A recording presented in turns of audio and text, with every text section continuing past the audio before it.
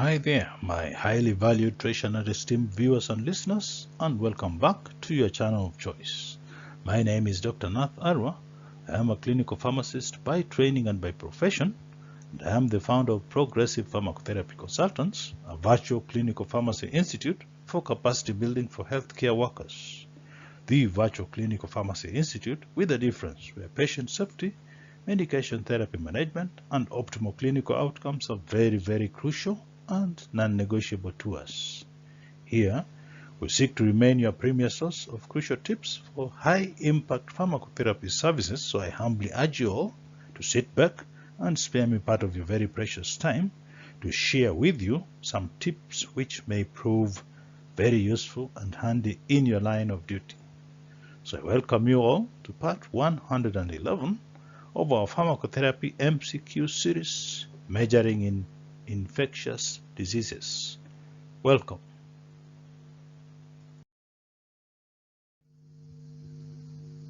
Our first question reads, Mr. SBM, a 35-year-old patient with confirmed acute myelogenous leukemia AML, is admitted to your hemato-oncology ward for induction chemotherapy.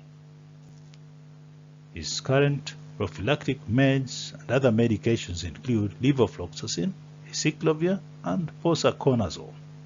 On day 10 of chemotherapy, he complains of fever, and levofloxacin is substituted with cefepime monotherapy. Vancomycin is added to the regimen 2 days later due to the fact that his fevers remained uncontrolled. Now, by day 14, his cultures remain negative. All workup done don't reveal any source of infection, and Mr. SPM remains febrile during the next 2 days. He will remain neutropenic for at least another 7 days. So my question to you is, which of the regimens listed below would be the most appropriate for treating the febrile neutropenia episode in this particular case?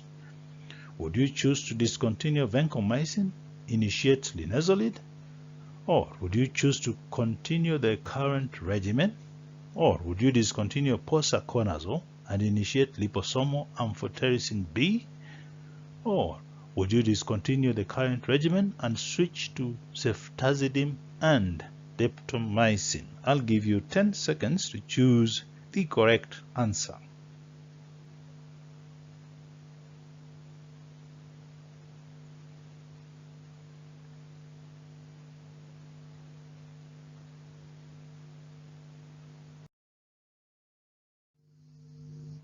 I would discontinue posaconazole and initiate liposomal amphotericin B in dextrose 5% water and infuse it over 4 hours, once daily. Now, since SPM remained febrile for more than 4 days, you don't expect his WBC to recover within 7 days. Note that. And therefore, initiating therapeutic doses of effective antifungals is recommended in such a case.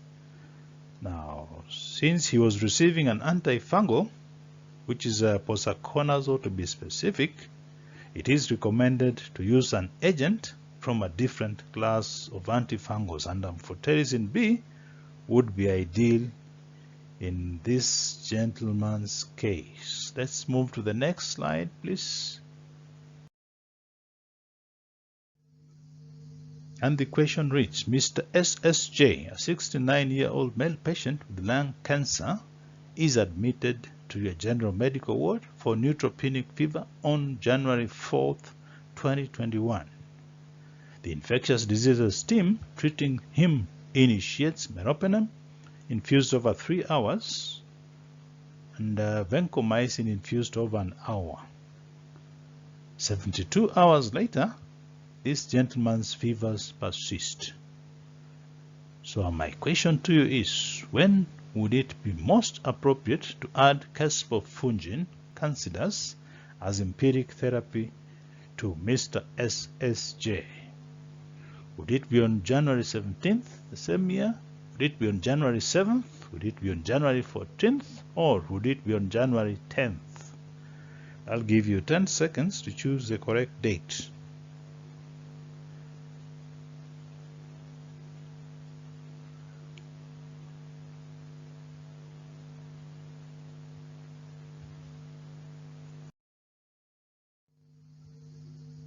So January 10th would be the ideal date. Remember, empiric antifungal coverage should be considered in high-risk patients who have a persistent fever after 4 to 7 days of broad-spectrum antibacterial regimens, and that is if there are no identifiable sources of fever. So D, January 10th, becomes the ideal date. Let's move to the next question, please.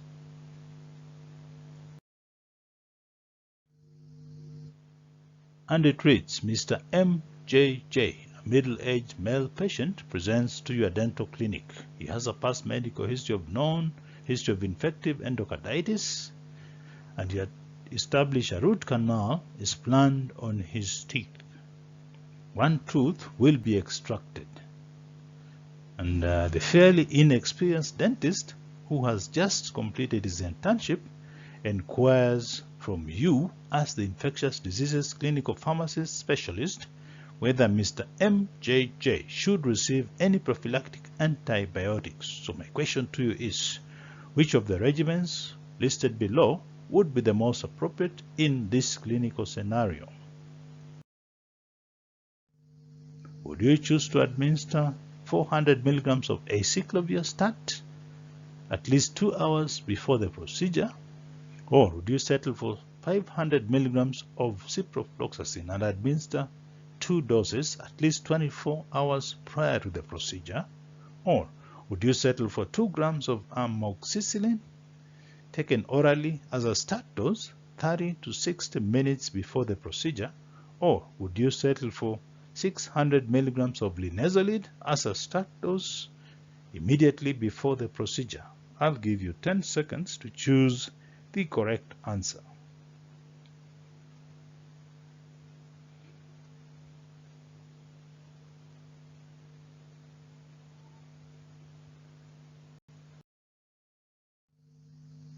I would settle for 2 grams of amoxicillin taken orally 30 to 60 minutes before the dental procedure.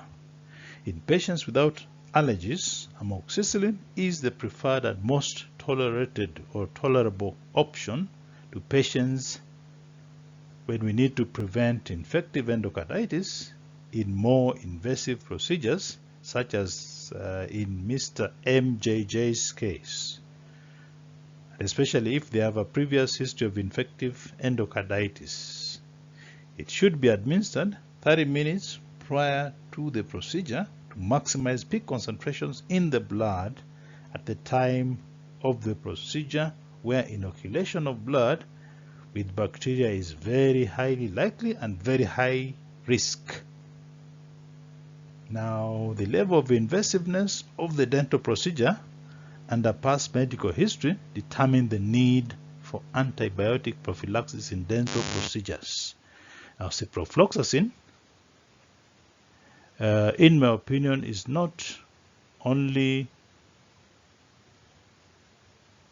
useful because it not only tends to cover more gram-negative pathogens versus the gram-positive bacteria, but it isn't recommended as an agent. Now, acyclovir is an antiviral agent and will not protect against infective endocarditis, so I would not go there. On the next question reads, Mr. AKL, 69-year-old male patient, is admitted to your hospital with a past medical history of depression, type 2 diabetes mellitus, and hypothyroidism alongside hyperlipidemia. He currently takes fluoxetine in the morning, glyburide, levothyroxine, and simvastatin. The infectious diseases team initiate him on an antimicrobial regimen for a diabetic foot infection. And you establish that 5 days later, He complains of intense muscular pain. Some of his pertinent lab results include a CPK that has increased tenfold compared to baseline. So my question to you is, which of the antibiotics listed below is the most probable cause of this case of rhabdomyolysis in Mr. A.K.L's case during this treatment?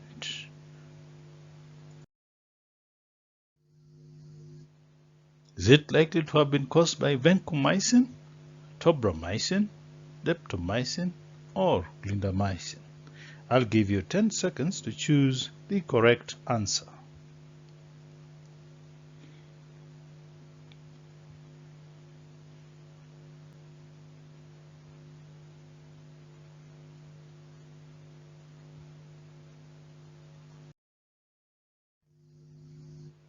So daptomycin is the culprit here.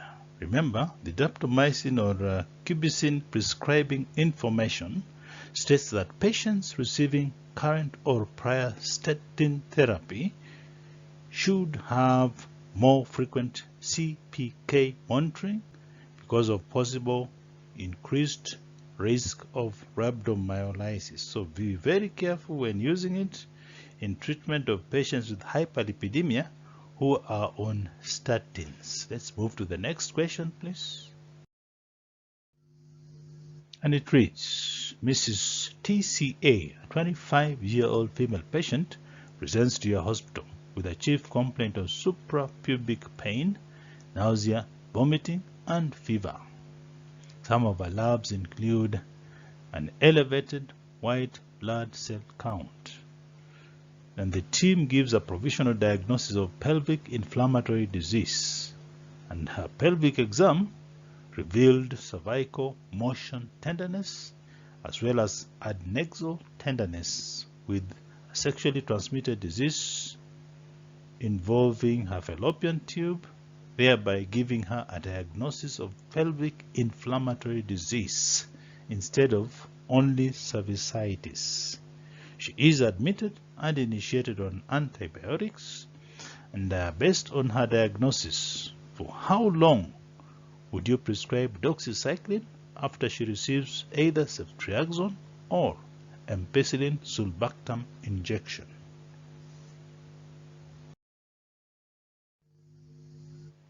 Would it be for 10 days, 3 days, 2 weeks, or 5 days? I'll give you 10 seconds to think through and choose the correct duration of therapy.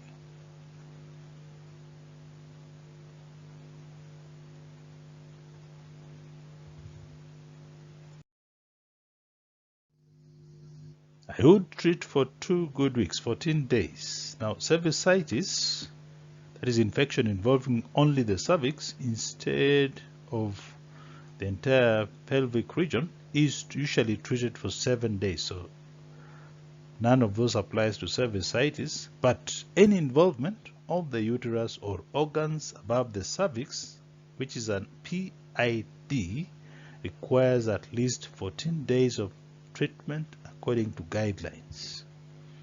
Now, patients with only cervicitis are usually treated with ceftriaxone 250 milligrams, IM stat plus azithromycin 1 gram stat orally, or you can opt to treat with doxycycline 100 milligrams orally twice daily for a week. I'd like to remind you that PID, that includes the presence of what we call a tubo-ovarian abscess, warrants admission, and the addition of clindamycin or metronidazole, and there could even be need to do surgical consultation in such a patient. Now, all patients diagnosed with cervicitis or PID should be offered testing for HIV infection. Don't overlook that small detail when managing such patients. Let's move to the next question, please. And it reads, which of the antifungal agents listed below directly inhibits or binds to ergosterol in the fungal cell wall thereby increasing its permeability, causing leakage of cellular content, and eventually leading to cell death of the fungi. Is it pantoprazole, flucytosine, griseofulvin, or amphotericin B? I'll give you 10 seconds to choose the correct answer.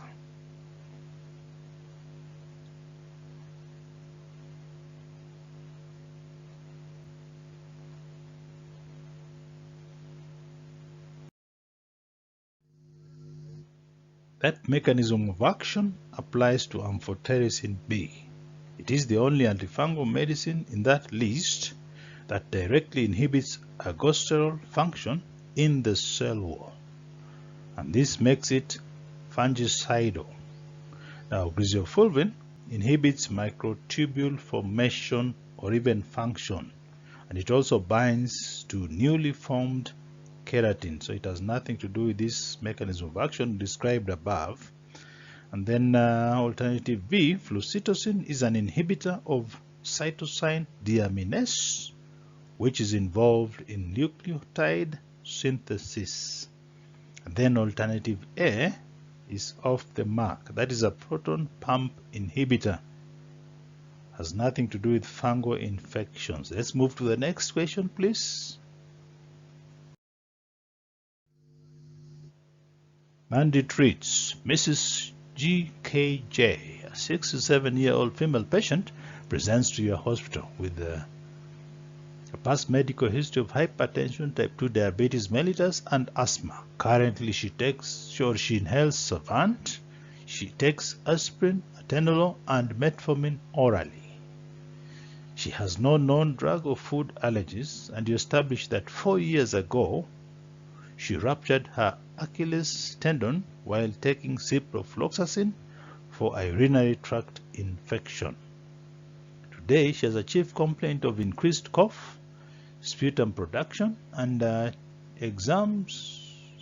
chest x-rays to be specific, is positive for left lower lobe infiltrate. So my question to you is, which of the therapeutic options listed below would be the most appropriate for Mrs. GKJ now?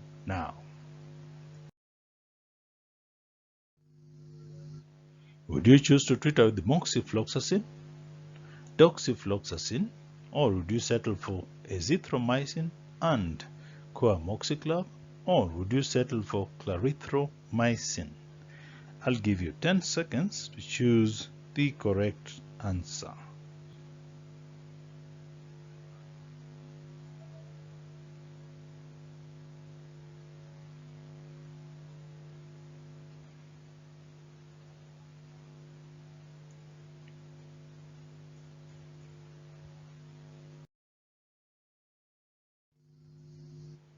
I would settle for C, azithromycin and coamoxiclav augmentin.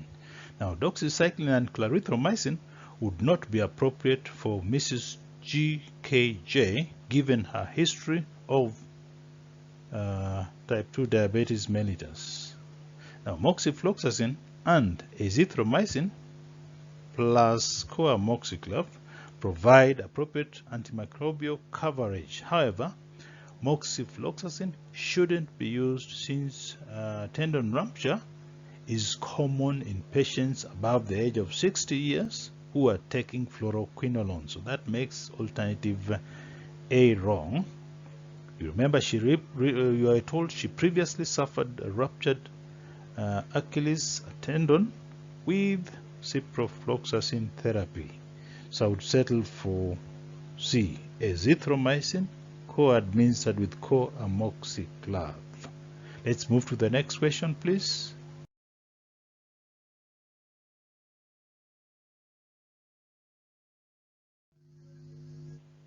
And the next question reads, Mrs. A.N.C., a 36-year-old female patient, has a virologically suppressed HIV infection. She currently takes boosted darunavir alongside tenofovir alafenamide co-formulated with emtricitabine. She has a challenge taking 3 separate tablets and sometimes you establish she misses doses. She's not fully adherent to her regimen. She inquires about possibility of regimen simplification from you. So my question to you is, which of the regimens listed below would you recommend for Mrs. A and C? Would you opt for elvitegravir boosted with cobicistat, co-formulated with TAF and FTC? Would you settle for bictegravir, TAF and FTC? Would you settle for boosted darunavir alongside TAF and FTC? Or in your opinion, is it true that you would not recommend regimen change since she's virologically suppressed? I'll give you 10 seconds to choose the correct answer.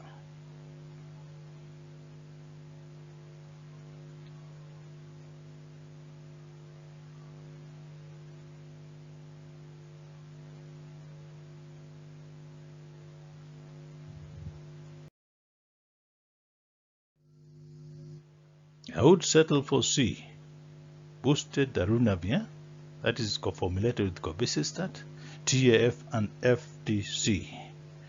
Now that combination is available as a single tablet regimen, and it closely matches the 3 agents that Madam A and C has been taking. Now the PK booster cobicistat can replace ritonavir, as the 2 are interchangeable. Just note that.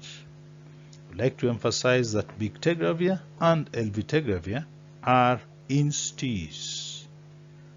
And this class is a new class of drugs that A and C hasn't been yet on, and switching her from darunavir to a PI when she's stable is not a recommended option. Just like to remind you that some patients may be switched to a single tablet regimen to help reduce pill burden, to increase adherence, and even to reduce cost of therapy. Now, I would like to emphasize that providers need to be aware of all new tablet formulations that come to the market to help increase their patients' quality of life and while maintaining virologic suppression. Now, cobicistat and ritonavir, as I said earlier, are generally considered equivalent PK boosters with similar bioavailability, inhibitory effects on the CYP3A4 and even CYP2D6 and even the P-glycoprotein and other transporters. So pay attention to that when you are switching therapy. Let's move to the next question, please. And it reads, Mrs. CGM, a 77-year-old female patient, is admitted to your medical ICU following an acute exacerbation of chronic obstructive pulmonary disease, which merits ventilator support. On her 4th day of admission, she has increased FiO2 requirements, and the chest X-ray shows a new left lower lobe infiltrate. And currently, your team has put on 40 milligrams of methylprednisolone, which is administered IV once daily. She is on azithromycin at a dose of 500 milligrams infused in 250 ml of normal saline over 90 minutes once daily. And she's also on 20 milligrams of famotidine infused in 15 cc's of normal saline twice a day. And she prophylactically receives 40 milligrams of enoxaparin subcutaneously. Some of her pertinent labs include sodium of 140, potassium of 4.3, chloride of 101, bicarb of 22, BUN of 22, and the serum creatinine is 1.2, and the WBC is 17.5.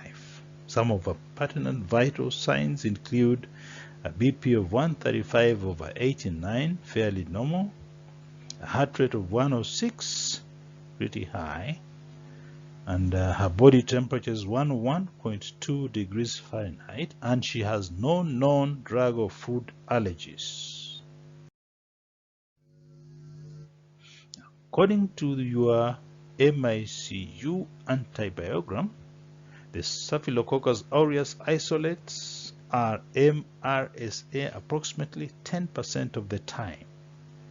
Now, Mrs. CGM was admitted to your hospital 30 days ago and was treated with IV antibiotics, and that time they were managing a severe purulent skin infection. So my question to you is, which of the therapeutic options listed below would be the most appropriate for Madam CGM's treatment now during this second admission?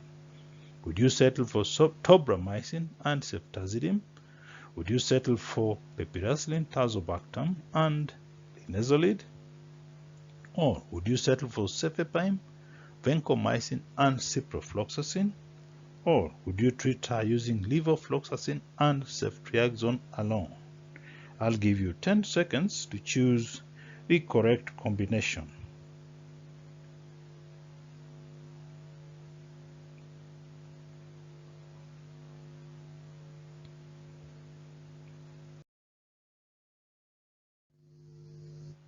I would recommend treating her with IV cefepime, vancomycin, and ciprofloxacin. Remember, CGM's new onset of infiltrates on the chest x-ray, her fever, and even the leukocytosis, and the worsening oxygenation while on a ventilator for over 48 hours all meet the diagnostic criteria for a ventilator-associated pneumonia.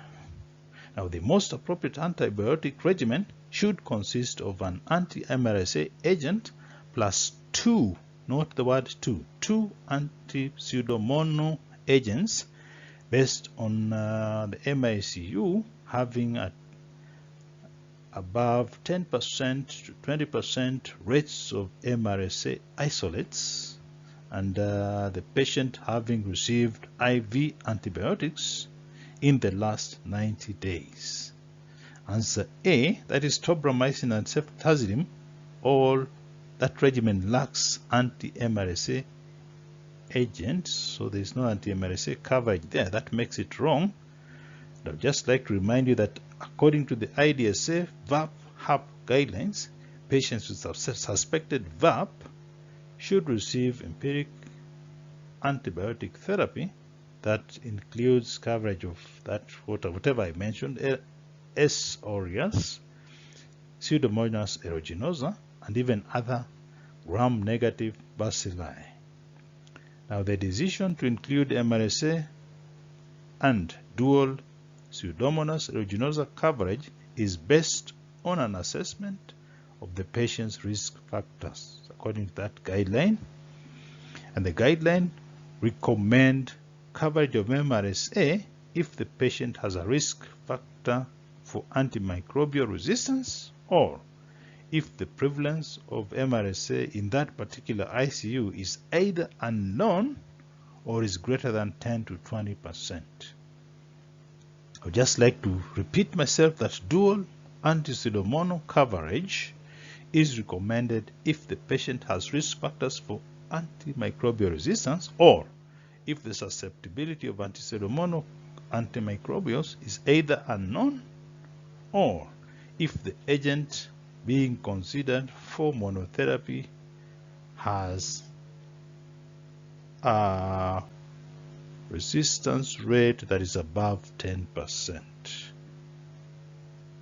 Now, the guidelines name septic shock at the time of VAP diagnosis, ADRS prior to VAP, and even 5 or more days of hospitalization prior to VAP, and even acute renal replacement therapy prior to VAP, and a prior IV antibiotic therapy within or